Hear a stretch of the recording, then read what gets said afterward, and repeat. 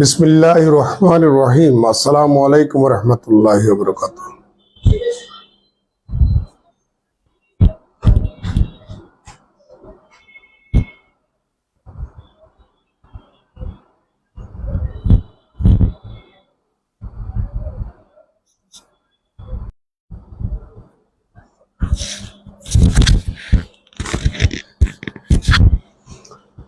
প্রিয় শিক্ষার্থী, কেমন আছেন? আমরা অনার্স থার্ড ইয়ারের কমপ্লেক্স অ্যানালাইসিসের কন্টুর ইন্টিগ্রেশন চ্যাপ্টারের আরেকটা অঙ্ক নিয়ে হাজির হলাম। এটি 2014 সালে আসছে। আমরা একটু আগে যে অঙ্কটা করাইছিলাম সেটা ছিল 0 থেকে 2 পাই 1 divided by 5 plus 4 cos theta d theta। আমি বলছিলাম লবে 1 ছিল, যে 12টা ক্যাটাগরির অঙ্কের কথা বলছিলাম ওখানে লবে 1 ছিল। আর দেখুন এই অঙ্কটার মধ্যে লবে 1 নেই, লবে আছে cos 3 theta। কেমন? লবে আছে cos 3 theta। প্রিয় শিক্ষার্থী, আমি একইভাবে আরেকটা প্রশ্ন এখানে লিখব। or evaluate 0 থেকে 2 পাই sin 3 theta divided by 5 minus 3 cos theta d theta by the method of contour integration। এটাও আসতে পারে, এটাও আসতে পারে, এটাও আসতে পারে, যেটাই আসুক না কেন উভয় অঙ্কের ক্ষেত্রে নিম্নলিখিত প্রসিডিউর। সলিউশনটা দেখুন। প্রিয় শিক্ষার্থী, আপনারা জানেন আমরা কার্টেসিয়ান কোঅর্ডিনেট সিস্টেম থেকে যখন পোলার কোঅর্ডিনেট সিস্টেমে যদি আসি, আমাদের দুইটা ল আছে যেটাকে বলা হয় transformation law from Cartesian coordinate system to polar coordinate system. সেই দুইটা ল হচ্ছে এক্স এর পরিবর্তে আমরা আর cos theta, ওয়াই এর পরিবর্তে আমরা আর sin theta বসাই, তাই না? দেখুন এখানে লবে cos আছে, প্রথম অঙ্কটার মধ্যে লবে cos আছে। cos থাকলে আমরা x ধরে নেব। আর যদি প্রশ্নের মধ্যে এটা দেওয়া থাকে, লবে যেহেতু সাইন আছে, যদি এটা দেওয়া থাকে এটাকে আমরা ওয়াই ধরে নেব, কারণ সাইনটা ওয়াই এর মানের মধ্যে পড়ে। বুঝতে পারছেন? তো আমরা ধরে নিচ্ছি যে x ইকুয়াল টু 0 থেকে 2 pi cos 3 theta 5 minus 3 cos theta d theta। যদি এটা থাকে প্রশ্নের মধ্যে তাহলে আমরা তাকে x ধরবো, আর যদি এটা থাকে তাকে আমরা y ধরবো। যদি এটা থাকে এটাকে আমরা x ধরবো, তাহলে তার জন্য ওই যে আমরা x প্লাস আই ওয়াই এই আকারে সাজানোর জন্য আমার ওয়াইটাও তো দরকার। তাহলে ওয়াই এর পরিবর্তে আমরা আর সাইন থিটা লিখি, তাহলে cos এর জায়গায় যদি আমরা সাইন লিখি তাকে আমরা ওয়াই ধরবো। তাহলে ওয়াই ইকুয়াল টু 0 থেকে 2 pi sine 3 theta divided by 5 minus 3 cos theta d theta. হরে যাই থাকুক না কেন হর সেম থাকবে। আর যদি প্রশ্নের মধ্যে এটা দেওয়া থাকে তাহলে আমরা তাকে x ধরবো, সাথে ওয়াই সমান এটা ধরবো। আর যদি প্রশ্নের মধ্যে এটা থাকে তাকে আমরা ওয়াই ধরে নেব, এটার জন্য আমার একটা x দরকার, x এর ক্ষেত্রে লবে আমরা cos ধরবো, হরে যাই থাকুক না কেন। আমরা একসাথে দুটো অঙ্ক একসাথে দেখাচ্ছি। এখন দুইটা অঙ্ক একসাথে দেখাচ্ছি, দেখা যাচ্ছে? ওকে। সুতরাং x plus i y equal to 0 থেকে 2 pi cos of 3 theta divided by 5 minus 3 cos theta d theta plus i into 0 থেকে twice pi sine 3 theta divided by 5 minus 3 cos theta d theta equal to, আমরা এখান থেকে 0 থেকে twice পাই common পাই, আমরা common পাচ্ছি হর 5 minus 3 cos theta, D থিটাও common পাচ্ছি, আনকমন হচ্ছে cos 3 theta plus i sine 3 theta equal to 0 থেকে টোয়াইস পাই। আমরা এখানে অয়েলার্স আইডেন্টিটি থেকে cos 3 theta plus i sine 3 থিটাকে লিখতে পারি e to the power i 3 theta divided by 5 minus 3 cos theta d theta. প্রিয় শিক্ষার্থী, এখন আমরা e to the power i 3 থিটাকে e to the power i theta whole cube লিখতে পারি divided by 5 minus 3 cos theta, এটাকে একটা number দেব। মনে আছে একটু আগে যে অঙ্কটা করাইছিলাম, ওখানে আমি বলছিলাম 0 থেকে টোয়াইস পাই, মাইনাস পাই থেকে পাই, 0 থেকে পাই, এরকম লিমিট যদি থাকে আমরা একটা ইউনিট সার্কেল ধরে নেব। আমরা সেই ইউনিট সার্কেল ধরে নিচ্ছি সি, যার কমপ্লেক্স ইকুয়েশন হচ্ছে modulus of Z equal two কত 1। একটু আগে আমরা এখান থেকে মডিউলাসটা তুলে ফেললে জেড সমান 1 into E to the power i theta লিখা যায় বলছিলাম। এটা কিভাবে আসে সেটাও দেখাইছিলাম।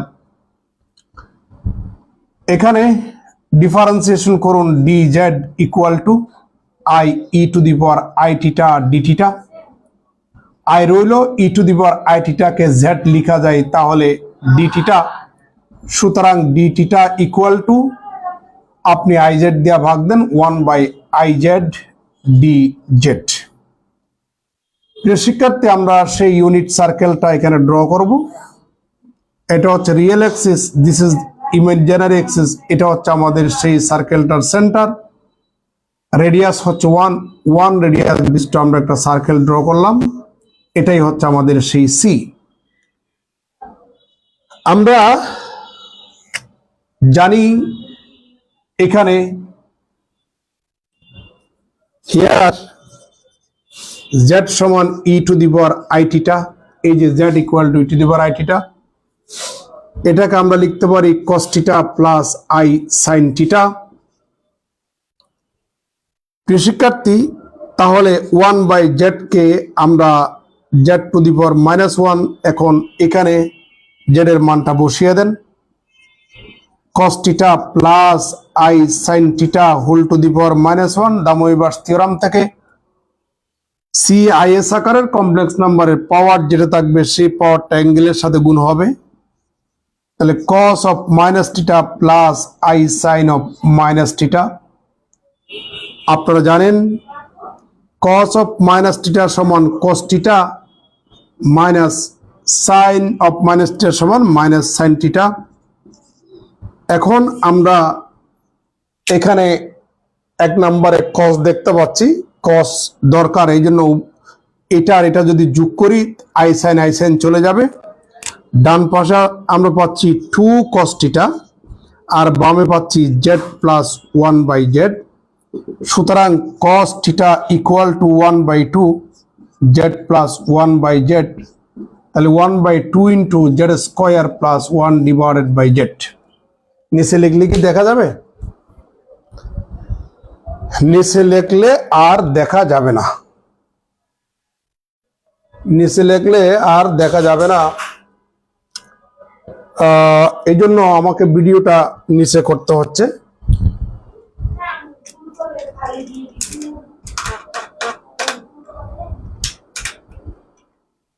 প্রিয় শিক্ষার্থী, এই ভ্যালুগুলা আমরা 1 নম্বরে বসাবো। তাহলে x plus i y equal two integration E to the power i theta সমান হচ্ছে জেড, তাহলে জেড কিউব হবে divided by 5 - 3 into cos theta সমান হচ্ছে 1/2 into z square plus 1/z। আর এখানে একটা ডিটিটা ছিল, আমি লিখতে ভুলে গেছি, সেই ডিটিটা সমান হচ্ছে 1/iz dz। দেখতে পাচ্ছেন প্রিয় শিক্ষার্থী, 1/i এটা কনস্ট্যান্ট, বাইরে নিয়ে আসুন। তবে কথা আছে, এখানে টিটার সাপেক্ষে, তাহলে টিটার লিমিট 0 থেকে 2π। এখানে যদি টিটার মান যদি 0 হয়, একবার ঘুরে আসলে টিটা ইকুয়াল টু কত? 2π। তার মানে টোটাল এই সার্কেলটা ঘুরে আসছেন। যখন আমরা টিটা ভেরিয়েবল থেকে জেড ভেরিয়েবলে ট্রান্সফার হলাম, তখন 0 থেকে 2π না লিখে টোটাল এই সার্কেলটা লিখব, integration over closed control C. তাহলে 1/iটা কনস্ট্যান্ট বাইরে রেখে দেন, integration over closed control C, z cube আর এখানকার একটা জেড ক্যান্সেল হলে উপরে হবে নেব, তাহলে 10z minus 3z square minus 3 হবে। আর এখানে dz ইকুয়াল টু, এই 2টা কনস্ট্যান্ট বাইরে নিয়ে আসুন, তাহলে 2/i integration over close control C, জেডটা উপরে চলে যাবে, জেড কিউব ডিভাইডেড বাই, এখানে ক্যালকুলেশন করলে minus 3z square plus 10z।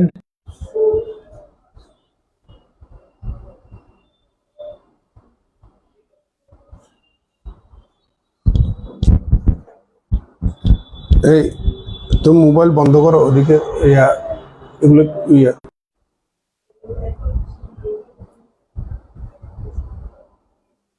Net connection slow তো।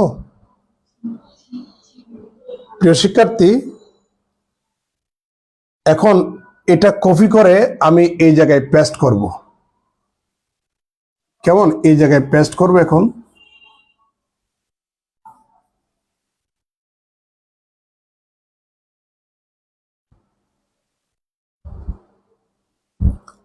তাহলে এখানে পাচ্ছি -2/i integration over closed control C, z cube divided by 3z square minus 10z plus 3 dz।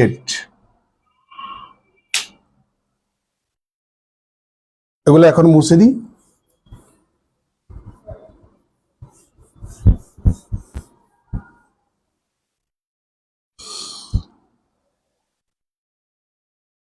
আমরা হরটাকে একটু উৎপাদকে বিশ্লেষণ করব। হরটাকে একটু উৎপাদকে বিশ্লেষণ করব। 3z square minus 10z plus 3, তাহলে 3z square minus 9z minus z plus 3, 3z common নেন, z minus 3 into 3z minus 1। আমরা এটার স্থলে এটা বসাবো, তাহলে -2/i integration over closed control C, z cube divided by z minus 3 into 3z minus 1 dz। প্রিয় শিক্ষার্থী, আমাদের এই লেখাগুলো দরকার নাই, চিত্রটা লাগবে। দেখা যাচ্ছে?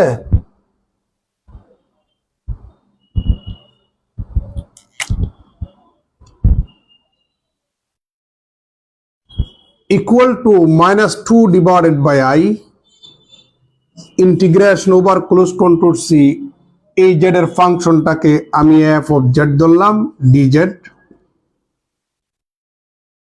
একটু পরিচয় করিয়ে দিই। where f of z equal to z cube divided by 3z minus 1 into z minus 3 equal to -2 divided by i। আপনারা জানেন কোসিস রেসিডিউ থিওরাম থেকে এটাকে লেখা যায় twice pi I sum of the residues of this function at the poles which lie inside the closed contour C. তাহলে এখন আমাদেরকে residue গুলা বের করতে হবে। এই ফাংশনটার রেসিডিউ যদি বের করতে চাই ফাংশনটার পোলস গুলো আগে বের করতে হবে। To find the poles of the function f of z, we have ফাংশনটার হরটাকে শূন্য ধরে নেবেন। একটু আগে বলছিলাম, আগের ক্লাসগুলোতেও বলছিলাম। তাহলে z এর মান আপনি পাচ্ছেন 1/3 আর 3। এই দুটাই হচ্ছে আমাদের পোলস।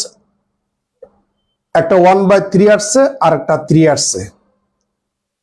এই দুটা পুল একবার আসছে, এই জন্য তারা সিম্পল পুল বা পুল অফ অর্ডার 1। এখন প্রশ্ন হচ্ছে এই দুটা পুলের মধ্যে যে পুল ক্লোজ কন্টুরের ভিতরে অবস্থান করবে সে পুলেই আমরা রেসিডিউ বের করব। হিয়ার z = 1/3, এটাকে আমরা এভাবে লিখতে পারি 1/3 প্লাস I × 0। কমপ্লেক্স নাম্বারকে বিন্দু আকারে লেখা যায়, তাহলে এটা এই জায়গায় অবস্থান করে। z = 1/3, তাহলে হুইচ লাইস ইনসাইড সি।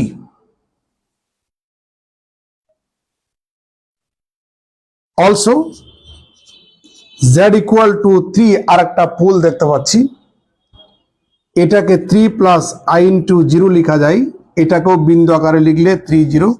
এটা যেহেতু রেডিয়াস 1, এখানে x এর মান 3 একক, তাহলে এটুক পর্যন্ত 1 একক, এখানেই হচ্ছে আমাদের সেই z = 3। এটা বাইরে অবস্থান করতেছে, দেখা যাচ্ছে। Which lies outside C. Here z = 1/3 is a simple pole. আপনারা জানেন, একটু আগেও দেখাইছিলাম, আগের ক্লাসগুলোতে দেখাইছিলাম সিম্পল পুলে কোন একটা ফাংশনের রেসিডিউ কিভাবে বের করতে হয়। তাহলে সুতরাং residue of the function at the pole 1/3 এভাবেও আপনি ডিনোট করতে পারেন, বুঝতে পারছেন। অথবা আপনি এভাবেও পারেন, ঠিক আছে। অথবা আপনি চাইলে এভাবেও পারেন, residue of the function at the pool 1/3 এভাবেও পারেন। তাহলে limit z tends two 1/3 z - 1/3 f of z, তাহলে পাচ্ছি limit z tends two 1/3 z - 1/3 f of z সমান এটা বসিয়ে দেন z³ divided by 3z - 1 into z - 3। নিচে লিখলে কি দেখা যাবে? হ্যাঁ যাবে। Equal to limit z tends to 1 divided by 3 z - 1/3 z³ divided by, এখান থেকে আপনি 3 কমন নেন, তাহলে পাবেন z - 1/3 আর z - 3 যেভাবে আছে ওভাবেই থাক, এটার এটা ক্যান্সেল। ইকুয়াল টু 1/3টা কনস্ট্যান্ট বাইরে নিয়ে আসলাম, আর z এর মান 1/3 এখানে বসান, তাহলে 1/3 whole cube divided by 1/3 - 3 equal to 1/3, আর এখানে পাচ্ছি 27 1/, আর এখানে -8 ডিভাইডেড বাই 3, তাহলে এই 3 ক্যান্সেল, -1 ডিভাইডেড বাই কত আসে হিসাব করলে 216 আসে। কেমন? এটার রেজাল্ট হচ্ছে 216। এবার রেসিডিউ তার পাই নাই, এই ভ্যালুটা এখন আমরা 1 নম্বরে বসাবো। তাহলে সুতরাং 1 নম্বরে পাচ্ছি x plus i y equal to, এই যে আই আই যদি ক্যান্সেল করেন এখানে পাচ্ছেন -4 পাই, একটা রেসিডিউ সেটা হচ্ছে -1/216 ইকুয়াল টু 216কে 4 দিয়া যদি ভাগ করেন 4 5 20 54 হয়। তার মানে আপনি এখানে পাচ্ছেন π/54। আপনি এখানে পাচ্ছেন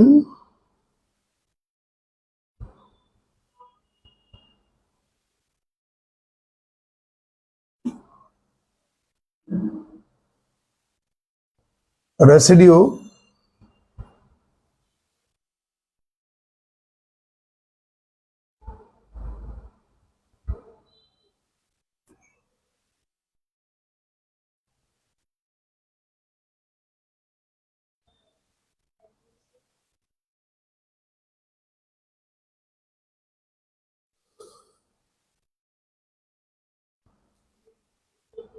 ঠিক আছে,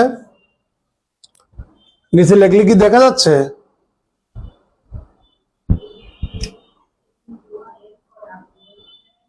প্রিয় শিক্ষার্থী, এখন আমি উপরে মুছে দিচ্ছি। এখানে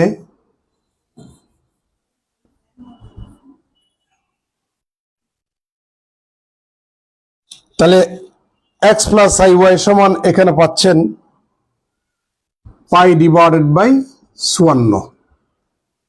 ঠিক আছে, আমার অঙ্ক প্রায় শেষ। দেখুন, that is x plus i y equal to π/54 plus i into কত 0। আমরা উভয় পক্ষ থেকে রিয়েল পার্ট এবং ইমাজিনারি পার্ট সেপারেট করব। x ইকুয়াল টু পাচ্ছি π/54 আর y ইকুয়াল টু কত বলেন 0।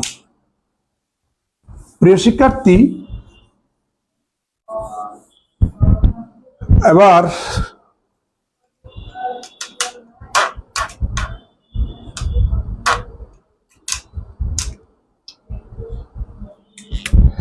x সমান এটা এখানে বসাই দেন। তাহলে সুতরাং 0 থেকে 2 পাই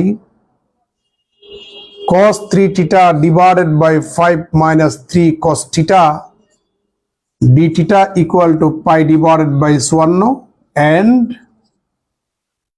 y সমান বসিয়ে দেন 0 থেকে 2 পাই sin 3 theta divided by 5 minus 3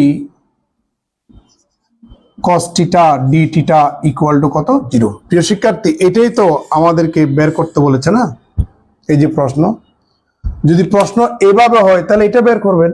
এই জন্য বলছি দুটো অঙ্ক আমি একসাথে দেখালাম। ঠিক আছে,